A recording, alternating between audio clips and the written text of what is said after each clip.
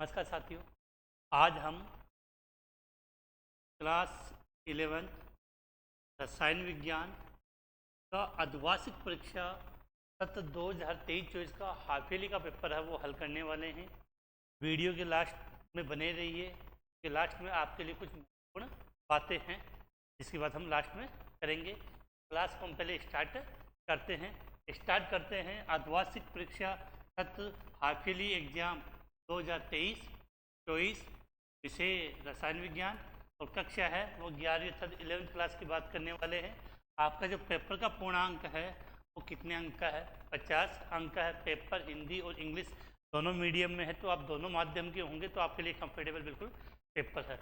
कुछ इसके लिए सामान्य निर्देश दिए गए हैं वो आप पढ़ सकते हो। स्टार्ट करते हैं हम क्वेश्चन नंबर 1 से।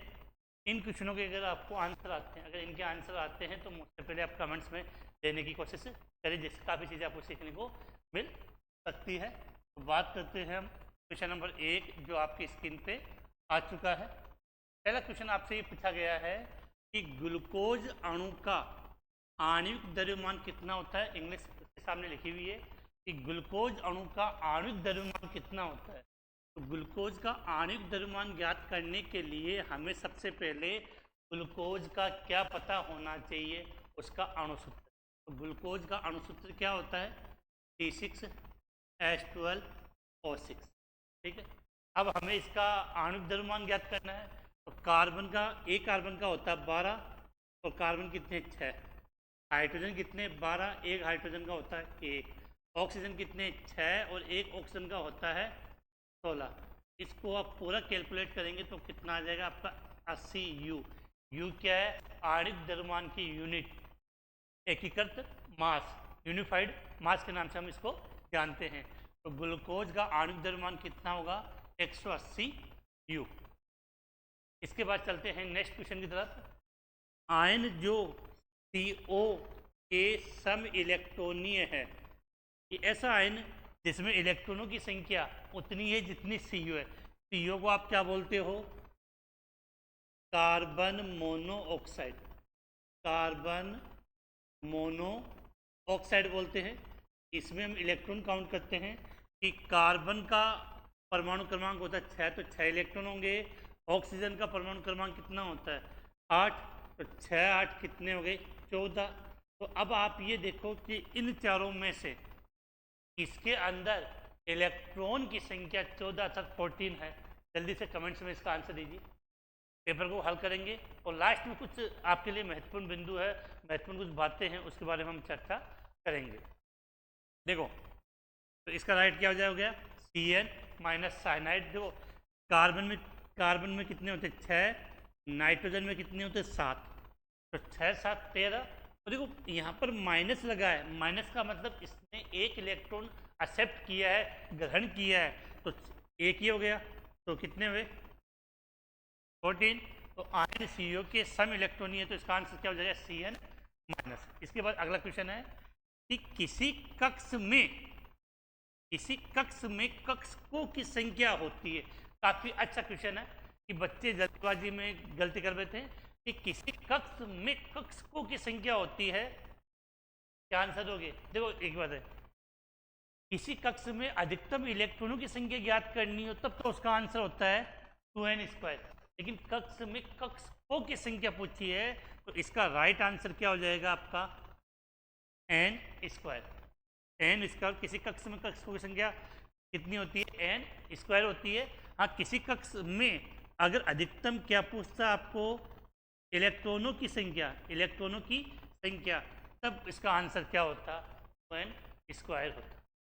इसके बाद अगला क्वेश्चन पूछा है आयनिक त्रिज्या का सही क्रम है। The correct order of ionic radius. तो आयनिक त्रिज्या का सही क्रम है। अब देखो सीधी बात कर रहे हैं कि आयनिक त्रिज्या का सही क्रम पूछा है। हमें पता है कि वर्ग में ऊपर से नीचे आने पर आकार में क्या होती है? वृद्धि होती है, आकार बढ़ता है। तो ऊपर से नीचे देखो यहाँ क्या दिया गया आपको? लिथियम, ये लिथियम, सोडियम और पोटेशियम। तो हमें पता है वर्ग में ऊपर से पहले लिथियम आता है, फिर सोडियम आता है और फिर पोटेशियम। इनके आयन की बात करें तो वर्ग में ऊपर से नीचे जाने पर आकार में वृद्धि होती है, अर्थात सबसे बड़ा आकार इन तीनों में किसका होगा? पोटेशियम का, उससे कम सोडियम का, उससे कम लिथियम का। अब आपको इसमें भी एक चीज है कि आयनिक त्रिज्या का सही क्रम है, सीधी बात है कि सबसे कम लिथियम का होगा, उससे कम सोडियम का, उससे ज़्यादा सोडियम का, और सबसे ज़्यादा पोटेशियम का। आयनिक त्रिज्या का क्रम है। अब ये देख लो कौन से में आंसर आएगा। तो देखो ये रहा, इसने इस प्रकार से लिख दिया के प्लस सोडियम प्लस और Li प्लस। तो इस क्वेश्चन का राइट आंसर आपका ये हो जाएगा। अब आप ये बताओगे कि ये बढ़ता हुआ क्रम है या घटता हुआ क्रम है? क्या बताना आपको? ये बढ़ता हुआ क्रम है, ये घटता हुआ क्रम है? देखो ये तो था बढ़ता हुआ क्रम और ये है घटता हुआ क्रम। इसके बाद अगला क्वेश्चन आपसे ये पूछा गया है, N2 अणु का बंद क्रम होता है। जो N2 अणु है उसका आपको क्या ज्ञात करना है? बॉन्ड ऑर्डर ज्ञात करना है। तो जो सीधी सी बात था कि N2 है, N2 का bond order N triple bond N, सीधा से याद कर सकते हो कि N2 का बॉन्ड ऑर्डर कितना होगा? 3 होता है। कितना होता है? 3। देखो जिसका बंद क्रम जितना ज़्यादा होता है वो अणु उतना ज़्यादा स्टेबल होता है। इसी कारण से नाइट्रोजन N2 जो गैस रहती है वो आसानी के साथ क्रिया नहीं करती, अक्रिय गैस होती है। तो आंसर आपको याद करना है कि N2 अणु का बंद क्रम होता है, तो राइट आंसर इसका क्या होगा? 3 होगा। इसके बाद चलते हैं नेक्स्ट क्वेश्चन की तरफ। आपको इनके आंसर आ रहे हैं लेकिन आप कमेंट्स में नहीं बता रहे। जब तक आप बताओगे नहीं तब तक आपकी प्रैक्टिस अच्छी नहीं होगी। तो इनका आंसर दें, और जो स्टूडेंट फर्स्ट बार इस इंटरबूस्ट यूट्यूब चैनल पे आए हैं वो चैनल को लाइक शेयर और सब्सक्राइब करें और अपने जितने भी साथी हैं उनको भी शेयर करें। तो चलते हैं नेक्स्ट क्वेश्चन की तरफ।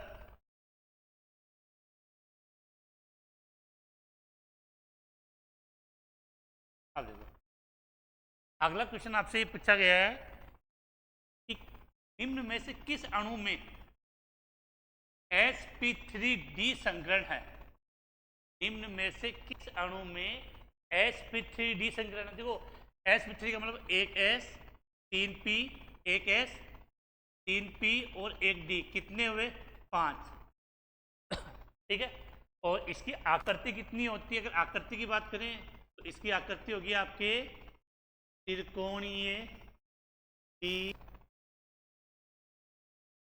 त्रिकोणीय द्विपिरामिडी। तो इसका सबसे राइट आंसर क्या हो जाएगा? PF5, फॉस्फोरस पेंटाफ्लोराइड हो जाएगा PF5। तो औरों की भी हम बात कर लें कि SF6 है, इसमें संकरण होता है sp3d2। इसकी बात करें SIF तो एक लोन पेयर है, तो इसमें भी संकरण sp3d2 होता है। आकृति अलग होगी। बोरोन के साथ 3 जुड़ा हुआ है, तो बोरोन के आउटर शेल में 3 इलेक्ट्रॉन होते हैं, तो इसमें संकरण होता है sp2। क्लियर? ये इस बार से क्वेश्चन हल करते हैं तो सभी बातें उसके बारे में अपने को पता होनी चाहिए। अगला क्वेश्चन आपके सामने, निम्न में से किस उपक्रम में एंट्रोपी नहीं बढ़ती है? मतलब ये जो आपको 4 ऑप्शन दिए गए इनमें से कौन सी प्रोसेस है जिसमें एंट्रोपी में क्या होती है? वृद्धि नहीं होती है, एंट्रोपी नहीं बढ़ती है। पहली बात तो याद रखना कि एंट्रोपी को हम किससे रिप्रेजेंट करते हैं? एस से। और एंट्रोपी का मतलब होता है किसी पदार्थ की अव्यवस्था, जितनी उसमें अव्यवस्था ज़्यादा होगी उसकी एंट्रोपी का मान उतना ज़्यादा होगा। देखो और ये आपने सबने पढ़ा है कि गैस, द्रव और ठोस, अगर तीनों की बात करें तो सबसे ज़्यादा एंट्रोपी किसकी होती है? गैस की। गैस से कम होती है द्रव की, और ठोस में सबसे कम होती है। तो विलयन से शर्करा का क्रिस्टलीकरण, विलयन से शर्करा का क्रिस्टलीकरण ठोस में कन्वर्ट हो रहा है, अर्थात यहाँ पर एंट्रोपी सबसे कम होगी, अर्थात इस कंडीशन में एंट्रोपी बढ़ती नहीं है। अगला कपूर का वाष्पीकरण, एंट्रोपी बढ़ेगी। गैसों का मिश्रण, एंट्रोपी बढ़ेगी। उपरोक्त सभी नहीं। तो विलयन से शर्करा का जब क्रिस्टलीकरण करेंगे तो एंट्रोपी बढ़ती नहीं, जबकि क्या होती है? कम होती है। क्वेश्चन नंबर 7 का राइट आंसर क्या हो जाएगा? विलयन से शर्करा का जो क्रिस्टलीकरण है इस क्रिया में एंट्रोपी के मान में वृद्धि ही होती है। इसके बाद चलते हैं नेक्स्ट क्वेश्चन के लिए। हीरे में कार्बन का ऑक्सीकरण अंक होता है। रेडॉक्स वाले चैप्टर से क्वेश्चन पूछा गया है कि हीरे में कार्बन का ऑक्सीकरण अंक होता है। यहाँ से एक बात याद कर लेना, जितने भी अपरूप होते हैं अपरूप होते हैं। क्या होते हैं? अपरूप। अपरूप का जो ऑक्सीकरण अंक है वो क्या होता है? 0 होता है। अपरूप का जो ऑक्सीकरण अंक है वो क्या होता है? 0 होता है। तो कार्बन का अपरूप ही तो क्या है? हीरा। किसके लिए अपरूप है? अर्थात इसका ऑक्सीकरण अंक कितना होगा? 0। इसका ऑक्सीकरण अंक कितना होगा? 0 होगा। इसके बाद देखो हम चलते हैं नेक्स्ट क्वेश्चन की तरफ।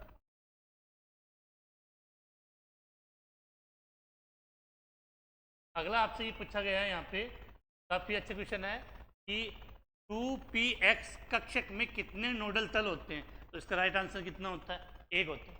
2px कक्षक में कितने नोडल तल होते हैं? तो आंसर क्या हो जाएगा? 1। अगला, निम्न में से कौन से यौगिक की ज्यामिति रेखीय होती है? जो ज्यामिति नॉर्मली रेखीय उसमें होगी जिसमें संकरण क्या होता है आपका? sp होता है। अब देखो समझते हैं।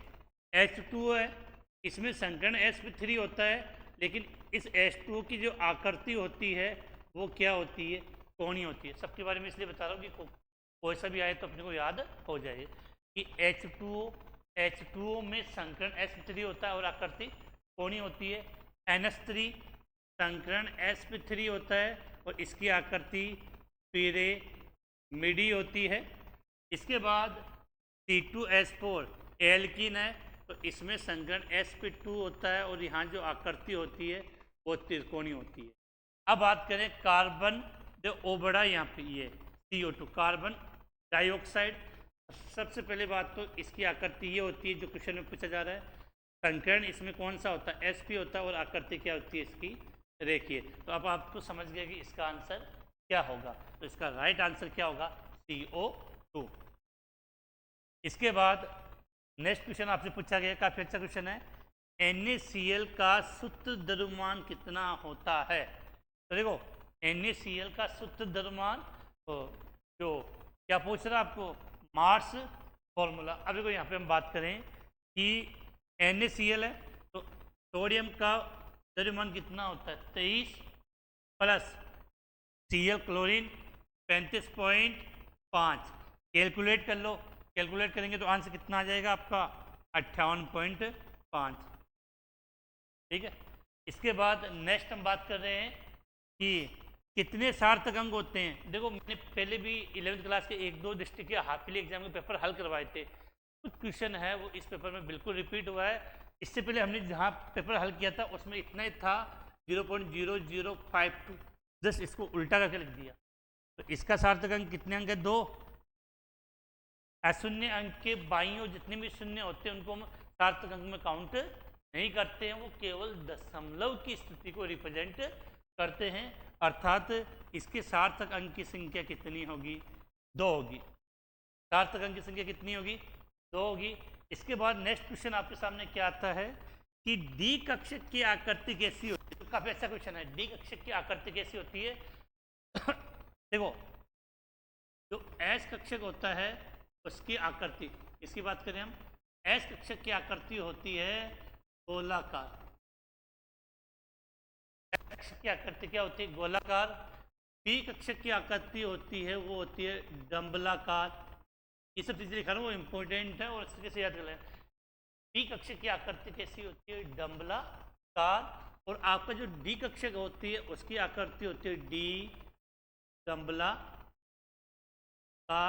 और एफ कक्षक की आकृति काफी जटिल होती है, इसके लिए हम जटिल शब्द लिखते हैं। तो यहाँ से क्वेश्चन था आपका कि डी कक्षक की आकृति होती है, डी कक्षक की आकृति होती है। तो इसका राइट आंसर क्या लिख सकते हो? डी डंबलाकार। इसके बाद नेक्स्ट क्वेश्चन है कॉपर का इलेक्ट्रॉनिक विन्यास। जिन बच्चों ने मेरे इससे पहले वाला वीडियो देखा होगा वहाँ मैंने आपको क्रोमियम और कॉपर दोनों का इलेक्ट्रॉनिक विन्यास करवाया था, याद हो तो। कॉपर और क्रोमियम दोनों का इलेक्ट्रॉनिक विन्यास करवाया था। तो चलो इसको हम लेते हैं। पहले से यहाँ से जो आप स्क्रीनशॉट ले सकते हो।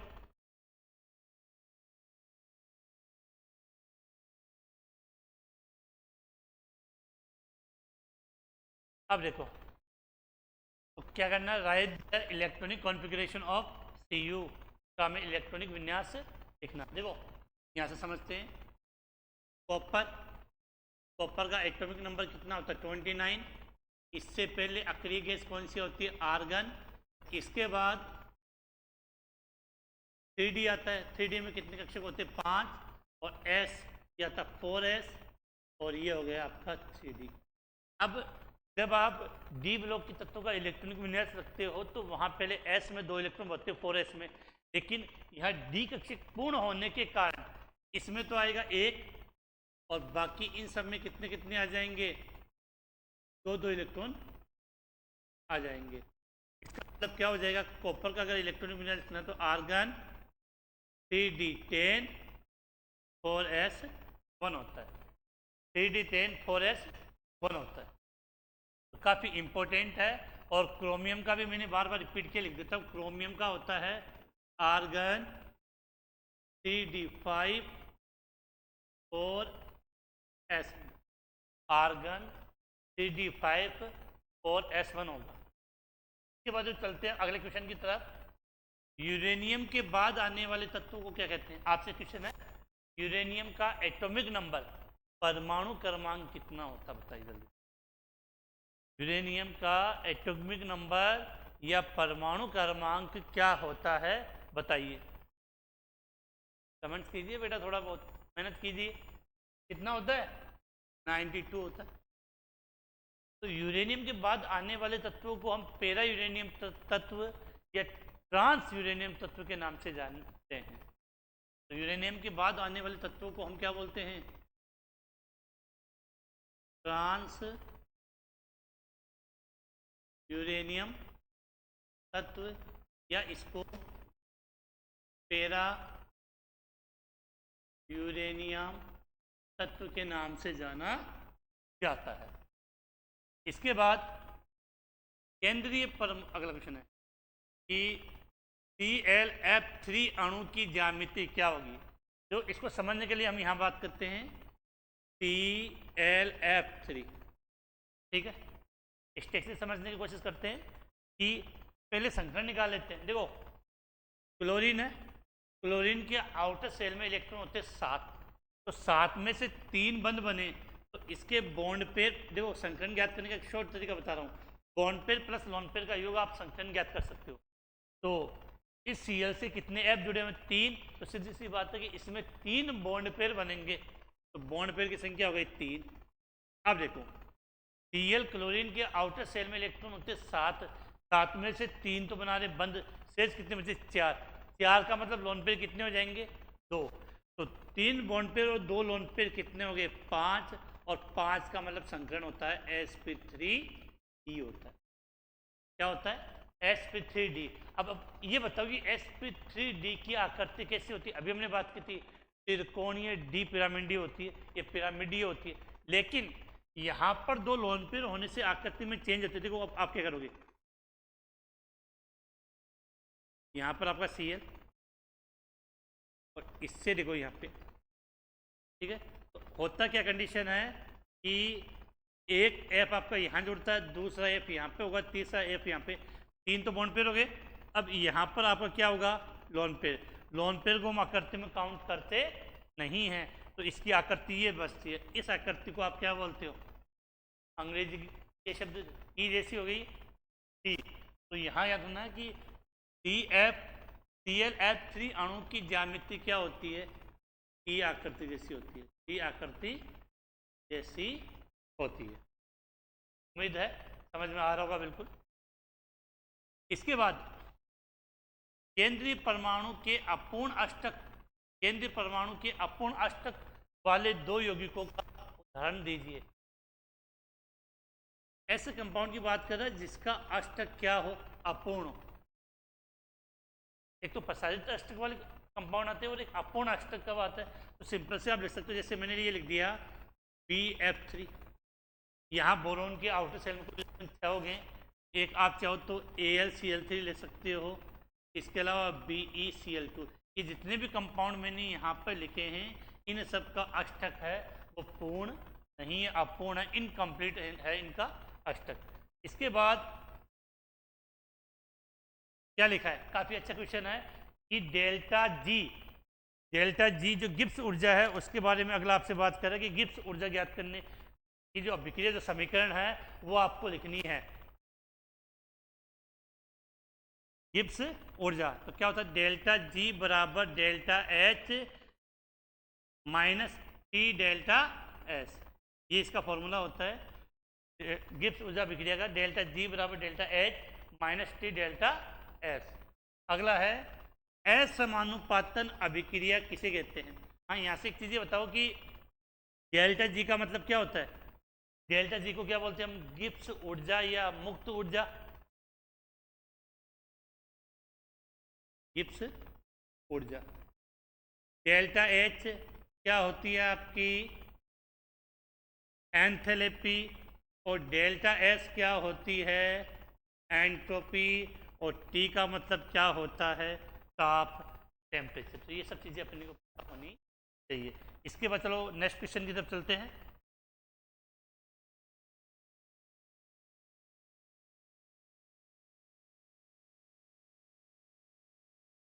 अब देखो अगला क्वेश्चन है असमानुपातन अभिक्रिया किसे कहते हैं। देखो सीधी सी बात है, आपने रेडॉक्स अभिक्रिया पढ़ी है। जब एक ही तत्व का ऑक्सीकरण और अपचयन दोनों होता है तो ऐसी अभिक्रिया ही आपकी क्या कहलाती है, असमानुपातन अभिक्रिया कहलाती है। तो क्या लिखेंगे कि वह है रेडॉक्स अभिक्रिया जिसमें एक ही तत्व का ऑक्सीकरण एवं अपचयन दोनों होता है, उसे असमानुपातन अभिक्रिया कहते हैं। क्या लिखा है, वह अभिक्रिया जिसमें एक ही तत्व का ऑक्सीकरण भी होगा और उसी का अपचयन होता है उसे हम रेडॉक्स असमानुपातन अभिक्रिया कहते हैं। अगला निम्न का ऑक्सीकरण अंक ज्ञात कीजिए। देखो मैंने कहा था ना कि अगर आप अलग अलग डिस्ट्रिक्ट के हाफ ईयरली एग्जाम के पेपर हल कर लोगे तो उन पेपरों में से काफ़ी क्वेश्चन आपको रिपीट मिलेंगे। ये दोनों क्वेश्चन मैंने आपको करवाए हुए हैं कि Cr2 क्रोमियम Cr2O7 माइनस, इसका ये कंपाउंड था आपने जहाँ हल किया था Cr2O7 माइनस K2Cr2O7। सीधी बात है कि क्रोमियम का यहाँ ऑक्सीकरण अंक निकालोगे तो कितना आएगा, +6 आएगा। और इसका तो हमने 3-4 बार इसको हमने हल कर लिया था। जो मैग्नीज है, मैग्नीज का कितना आएगा, +7। अब कैसे ज्ञात किया, इसके लिए आप पहले वाला वीडियो देख सकते हो कि इस कंपाउंड में ऑक्सीकरण +6 आएगा और KMnO4 में +7 आएगा। ठीक है, इसके बाद देखो अब आते हैं अति लघुरात्मक क्वेश्चन। तो अति लघुरात्मक क्वेश्चन बेटा बड़े हैं, इनको लिखने में टाइम लगेगा, तो इतनी अभी पॉसिबिलिटी है नहीं। तो जितने भी छोटे वाले क्वेश्चन थे वो मैंने सब आपको अच्छे से समझा दिए हैं, उनका आंसर क्या आना है और क्यों आया, तो इतनी अपनी बातें हो चुकी है। अब इसके बाद बाकी के क्वेश्चन है, आप इनका स्क्रीनशॉट ले लें और सीधे आप किताब से देखकर इनको याद कर सकते हैं। तो ये क्वेश्चन मैं आपकी स्क्रीन पर लेकर आ रहा हूँ कि जो पहला क्वेश्चन इसमें अति लघुरात्मक में आपसे ये पूछा गया है कि सीमांत अभिकर्मक क्या होता है। वह अभिक्रिया में वह अभिकारक जो अभिक्रिया के दौरान पहले समाप्त होता है उसको हम क्या बोलते हैं, सीमांत अभिकर्मक कहते हैं। एक जल के एक अणु का आयतन आप ज्ञात कीजिए, गैलोसेक का गैस या आयतन का नियम लिखिए। उत्कृष्ट गैसों की विद्युत ऋणात्मकता शून्य होती है, क्यों, क्योंकि उत्कृष्ट गैस है वो बंद नहीं बनाती और विद्युत ऋणात्मकता होती है वो बंद के इलेक्ट्रॉन को अपनी ओर खींचने की क्षमता होती है। धातु त्रिज्या किसे कहते हैं, किसी धातु की त्रिज्या को हम धातु त्रिज्या। ये तो सिंपल सी बात है, हेस का नियम लिखिए। O2 अगला आपके O2 कक्ष ऊर्जा आरेख बनाइए और बंद गरम। तो O2 अणु का तो बंद गरम, इसलिए आपको यही बता देता हूँ कि O2 अणु का बंद गरम की बात है तो सीधा सा बात है कि O2 मतलब O डबल बॉन्ड O होता है, तो इस O2 का बंद गरम कितना आ जाएगा, 2 आ जाएगा। इसके बाद अगला क्वेश्चन पूछा है N+L का नियम लिखें, वह हुंड का नियम।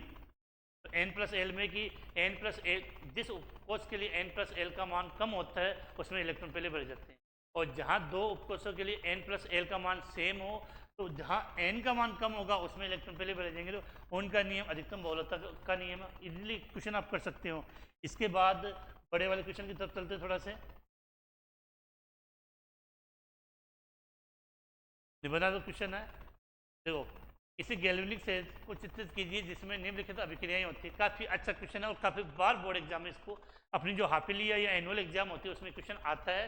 और दूसरा क्वेश्चन आपको जो डेनियल सेल की क्रियाविधि पूछती है और उसका चित्र और ये जो रेडॉक्स रिएक्शन है इसको बैलेंस करने के लिए पूछा गया। अब देखो हम बात करते हैं यहाँ पे, चलो एक बार इस क्वेश्चन की बात कर लेते हैं।